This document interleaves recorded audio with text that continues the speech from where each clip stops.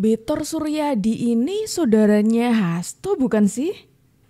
Soalnya mirip banget ngibulnya tapi ya. Betor tuduh Pak Jokowi bikin ijazah di Pasar Pramuka. Sampai-sampai Pak Jokowi bakar Pasar Pramuka untuk menghilangkan jejak. Lalu tuduh Pak Jokowi punya bunker isinya uang di bawah rumahnya. Waduh, dongeng hayalan ini kan mirip banget toh sama dongengnya Pak Hasto Kristianto. Yang katanya dulu pernah ngomong punya berkas rahasia di Rusia. Tapi mana buktinya? Terus habis itu dia fitnah polisi yang kalahkan partainya. Waduh, susah banget ya kayaknya mau nerima kesalahan sampai melempar kesalahan ke orang lain. Dan banyak lagi kibulan-kibulan lainnya. Lah kan? Mirip bukan dua orang ini? Wah, jangan-jangan. Dari mana cerita ini Bang Betor dapat? Dari kader. Dulu. Dapat informasinya dari kader. Wah. Jangan bilang kader yang dimaksud ini Pak Hasto Kristianto nih. Kalau kita coba melihat bagaimana narasi-narasi Bung Betor, ini tuh ibaratnya udah kembar dua orang ini tuh. Sama-sama, ngibulnya sama, narasinya menyudutkan orang sama. Waduh, bener-bener ya. Jangan-jangan kader yang dimaksud Bung Betor ini Pak Hasto Kristianto nih. Waduh, gimana nih? Agak susah ya kalau Pak Hasto Kristianto yang dimaksud, soalnya begini. Bung Kodari itu pernah ngomong kalau Pak Hasto ini seorang sekjen partai yang menjadi produsen hoax. Gini loh, Mas Hasto ini kan sebetulnya memang punya sejarah menyebarkan hoax. Iya. Di Pilpres ini. Dan kita bahas ini berkali-kali. Berkali-kali dibahas di sini kok. Jadi memang antara Koni dengan Hasto ini memang sejenis ini. Sejenis ini. Modalnya tuh modal omon-omon dan modalnya itu modal hoax gitu loh. Nah, balik lagi nih, terpaksa ngulang lagi. Saya juga nggak pernah membayangkan bahwa saya akan membahas ulang ini setelah Pilpres selesai kan dalam konteks pilkada. Bagaimana Mas Hasto menuding saya sebagai apa istilahnya ya, dalang atau aktor kecurangan. Karena saya sudah tahu bahwa perolehan Ganjar itu 17% kan. Jauh hari sebelum coblosan gitu. Nah, kita kan mengatakan begini, Mas Hasto ini menyebarkan hoaks sekaligus juga korban hoaks. Karena dia mendapatkan informasi itu kan dari X.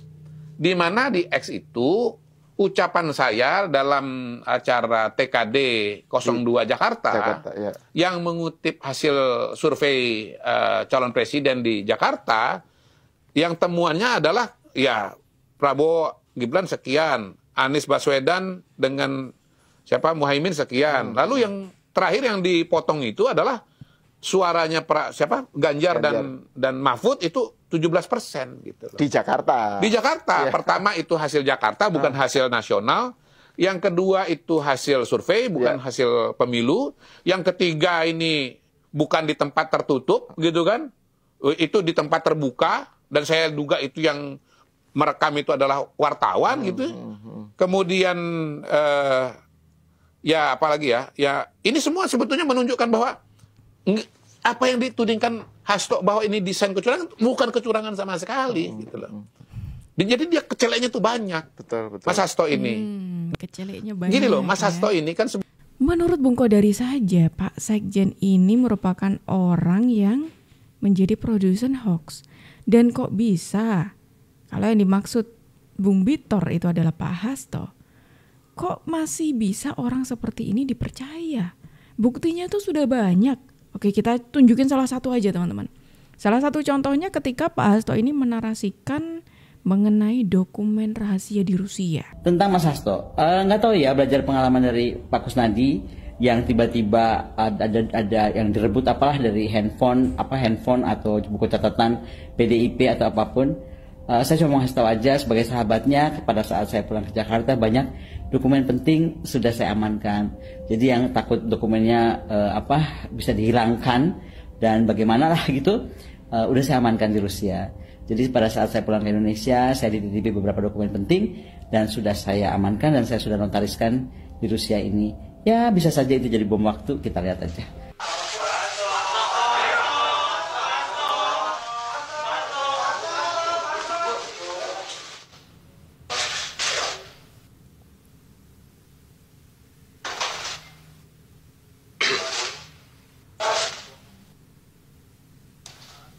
Sudah cukup?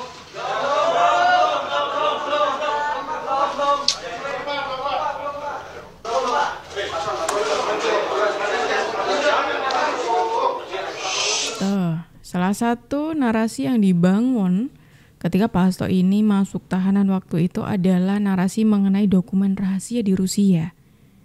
Dan kita sudah menunggu sampai saat ini ya.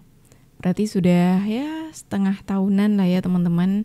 Dari akhir tahun lalu sampai ini sudah masuk di tahun 2025.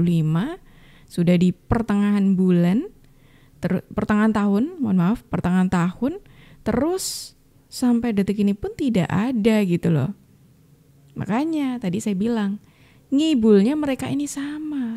Ibarat anak tuh kayak anak kembar gitu ya. Sama, karakternya sama tuh. Tuh kan? Jangan-jangan emang kader yang dimaksud Pak Hasto Kristianto nih. Waduh, Bung Peter menarasikan semua ini ternyata percaya omongannya Pak Hasto Kristianto. Yang mana Pak Hasto ini seorang sekjen partai yang sebagai produsen hoax. Ya, nama jenengan disebut oleh Bambang Bitor Suryadi. Dikatakan bahwa ijazah itu dibuat oleh tim Solo, disebutkan nama-nama ini, kemudian diserahkan ke Mas Pras yang waktu itu di tim pemenangannya Jokowi, waktu mendaftar jadi gubernur DKI Jakarta bersama Ahok. Pertanyaan saya sekarang, apakah benar ijazah asli itu diserahkan kepada Mas Pras? Jadi saya harus meluruskan karena saya adalah salah satu pelaku sejarah di tahun 2012. Saya terima kasih dikasih kesempatan oleh Mas Rudi untuk menjelaskan dan meluruskan apa yang dikatakan oleh Bung Bitor, teman saya, sahabat saya. Saya agak bingung apa yang dikatakan Pak Bitor nih, Bung Bitor nih, teman saya akan meluruskan. Takutnya Bung Bitor juga salah informasi. Katanya dia juga katanya ya katanya dia bukan pelaku sejarah kan? Bukan, dan di dalam tim pemenangan itu nggak ada namanya Bitor juga. Gitu loh. Dan saya tidak pernah ketemu dengan Bitor juga. Dan saya pernah menelpon Bitor, bos, informasi lu dari mana yang benar, yang mendaftarkan itu nggak ada yang namanya Denny Iskandar, tidak ada yang namanya Indra Kramadipa, tidak ada yang namanya Widodo, yang ada saya nyebut Pras, terus Marihot Napitupulu sebagai kepala sekretariat tim pemenangan yang punya anak buah namanya Denny Iskandar, terus Isnaini dari Solo dan Syarif itu. Loh kok bisa dia membuat narasi yang seperti itu? Apakah ini ada apa dengan Bitor dengan PDI Perjuangan? Itu yang pertanyaan saya, yang akhirnya saya mau hadir ke tempat Mas Rudi di podcast. Waktu di Solo jadi wali kota 2 kali itu kan dipakai. Iya. Jadi kan nggak nyambung. Nggak nyambung, Pak. Makanya saya mau bertanya kepada Mas Bitor ini ada apa gitu. Kalau tiba-tiba nggak ada angin, nggak ada apa, nggak ada hujan, duduk tiba-tiba nongol nih berita ini gitu, keluarlah berita ini. Nah, ini yang saya kalau melihat ini nggak ada sikap berbeda-beda, kita kan semua diem, Pak. Kok tiba-tiba meletup nih namanya Bitor Suryadi ini, nah mending kalau meletupnya betul nggak apa-apa. Ini meletupnya ada orang yang nggak ngerti masalahnya dibawa-bawa ke situ. Dan Mas Pras bisa meyakinkan kita semua bahwa pada waktu itu tahun 2012 itu Bitor tidak terlibat sama sekali. Dia tidak di tim aja nggak ada. Namanya pun nggak ada. Jadi artinya apa yang dinarasikan Mas Bitor ini hanya berdasarkan katanya. Itu yang bahaya. Katanya ini kan bisa bengkok, bisa lurus, Pak. Makanya sekarang hari ini saya luruskan bahwasanya katanya itu nggak betul. Mas Bitor ngasih satu informasi kepada masyarakat itu salah. Adapun sekarang saya PDI Perjuangan dengan Pak Jokowi sudah berbeda pemikiran, berbeda apa istilahnya pilihan. Tapi kan juga nggak boleh zolim gitu, Pak. Tuh kan, sama plek ketiplek teman-teman. Ternyata sama-sama tukang ngibul gitu loh. Bahkan ini ada dipertanyakan juga, ini orang ini dapat informasi dari mana coba? Sama seperti Pak Hasto kan. Makanya ini ketika Pak Hasto ini ada di tahanan, kemudian Bung Bitor melakukan hal yang serupa dengan Pak Hasto, kok rasa-rasanya ilmu ngibul saktinya Pak Hasto diturunkan ke Bung Bitor nih, diturunkan dan dilanjutkan oleh Bung Bitor nih. Nah, cara-cara dia itu membuktikan bahwa ini sebagai tindak pidana yang dilakukan oleh Pak Jokowi itu bisa terjerat oleh pidana gitu. Nah, ini saya tidak tahu apakah mereka tahu apa tidak, tapi mereka kelihatannya nekat bahwa itu hak kebebasan berpendapat kan kayak gitu. Mereka mengatakan ini menurut peraturan Perkap ada nomor sekian, ada gelar khusus dan sebagainya. Mereka apal dengan itu katanya dengan tuduhan bahwa polisi tidak benar. Padahal yang bikin perkap itu saya, Pak. Inilah yang dibantah oleh mati-matian oleh pengacara mereka itu yang mengatakan saya ini memprovokasi, memframing gitu. Saya hanya menyatakan inilah yang terjadi di lapangan, yang mereka mau sembunyikan. Mereka ketakutan, Pak, kalau dituntut dengan yang ini, itu menghasut, memprovokasi. Maunya mereka hanya dituntut pencemaran. Sehingga hanya yang terlibat hanya si Roy aja lah mungkin gitu, yang lain tidak kan gitu. Dan waktu dia melaporkan itu, dia nggak punya bukti yang seperti sekarang ini muncul-muncul ini kan. Kalau dia punya bukti kan mestinya muncul, Pak ini Pak Jokowi ini masuk gitu ya. Buktinya apa? Ini saksi ini Pak mengatakan ini, dia bikin di pramuka gitu. Itu mestinya itu sampaikan ke penyidik. Nah, ini bener nih. Apa yang mereka lakukan, geruduk sana, geruduk sini, itu mereka bukannya membuktikan, tapi justru mereka tuh semakin blunder dengan menarasikan hal lain lagi. Contoh, seperti waktu ijazah ini muncul, isu ijazah ini muncul, kemudian mereka belum sampai membuktikan. Terus kemudian mereka beralih lagi ke skripsinya Pak Jokowi, kemudian balik lagi ke masalah ijazah. Terus ijazah ini ada soal narasinya Bung Bitor tadi yang katanya dibuat di Pasar Pramuka, geruduk Pasar Pramuka. Ya itu yang mereka lakukan, geruduk sana, geruduk sini, nggak jelas, semakin ngawur mereka ini. Yang ngomong merasa orang ahli, tapi kenyataannya kasus simpel ini menjadi tidak simpel karena sengaja di framing sehingga muncullah drama-drama yang sampai sekarang membuat masyarakat bingung. Yang kedua, ini adalah perang antara kebenaran dengan pembenaran. Ya, kebenaran versus pembenaran. Yang ketiga, tidak menutup kemungkinan akan bertambahnya tersangka baru. Nah, kita semua dengarkan bahwa kalau tidak bisa dibuktikan orang yang mengatakan bahwa ijazah Pak Jokowi itu dibuat di pramuka, ternyata tidak, maka otomatis kan masuk tersangka baru ya. Berarti dilikuidasi. Kemudian yang kedua, dia memfitnah, dia membuat perbuatan yang tidak menyenangkan ya. Kemudian dia menghasut orang. Ini tentunya orang bicara itu ada konsekuensi hukum yang dihadapi. Masalahnya simpel Pak Pitra ya. Kita kalau sederhananya, ijazah ini sebetulnya produk dari mana sih? Kan dari universitas UGM. Tidak mungkin pemegang ijazah ini membuat ijazah sendiri kalau universitas yang terkait dengan ijazah itu mengatakan bahwa itu ijazahnya saya yang dikeluarkan oleh universitas saya atau bukan kan? Kalau universitas yang mengatakan itu ijazahnya betul saya keluarkan, tinggal kita buktikan apakah itu otentik atau identik. Nah, kalau orang bilang kan gampang, sederhana, Pak Jokowi lihatkan aja udah beres. Itu hanya orang yang berpikir sempit yang mengatakan demikian ya.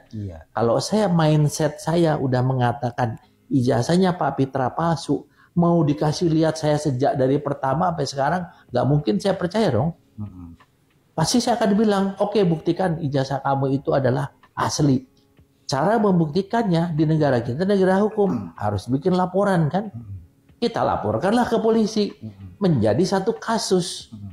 Kalau ijazah ini ternyata benar, maka atau asli, maka terhadap orang yang dituduhkan dia tidak bisa dikenakan delik apapun, unsur pidananya tidak masuk ya. Kemudian fakta-fakta lainnya yang untuk bisa diteruskan ke penyidikan tidak masuk, kan sangat sederhana sebetulnya. Bukan memaksakan. Nah, kalau misalnya itu ternyata palsu, maka buat saya yang menuduh kepada pemilik ijazah itu, maka saya aman. Tidak ada tuntutan sama saya, bener kan? Ijazah kamu palsu. Tapi kalau ijazah ternyata itu benar, ada konsekuensi hukum dong untuk saya. Karena ini sudah masuk ke dalam proses penyelidikan dalam satu kasus hukum kan. Abang bisa dibilang belum pernah melihat ijazah Jokowi yang aslinya. Sudah, saya sudah melihat. Apa gelar yang ada di Insinyur? Insinyur. Oke. Yang saya nggak masuk akal itu kenapa sekarang ini mereka pemburu ijazah palsu ini sangat-sangat percaya bahwa ijazah itu dipalsukan di pasar pramuka. Ya kan, yang mana kalau menurut hemat saya sebenarnya Pak Jokowi kan sudah memberikan ijazahnya atau legalisir ijazahnya itu waktu pendaftaran wali kota. Oke.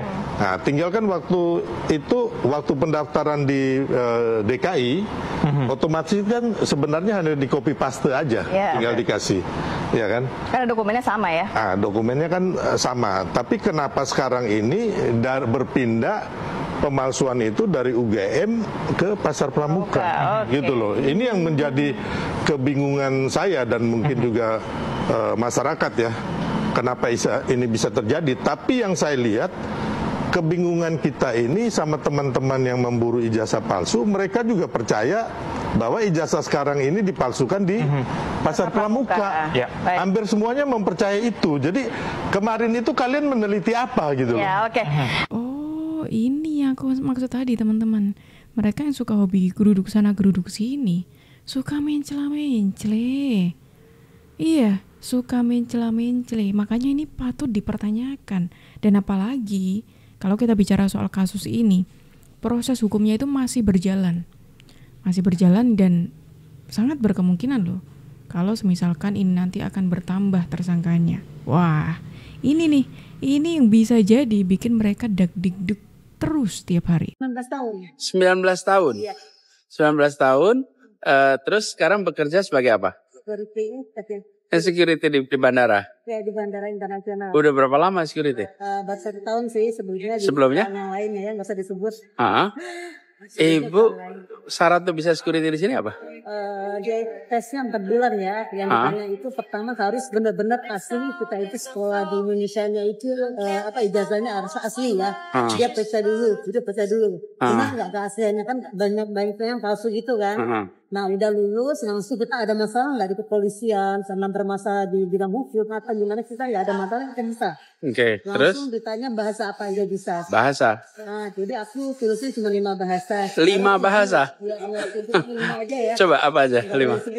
Bahasa Inggris, bahasa Indonesia, bahasa Malaysia, langsung bahasa Mandarin, ya. Bahasa Arab. Bahasa Arab juga bisa? Jadi bisa Mandarin, bisa Arab? Ya. Wow, Indonesia. Luar biasa. Enggak, itu mengagumkan. Luar biasa. Ya, yang lain juga bisa Pak.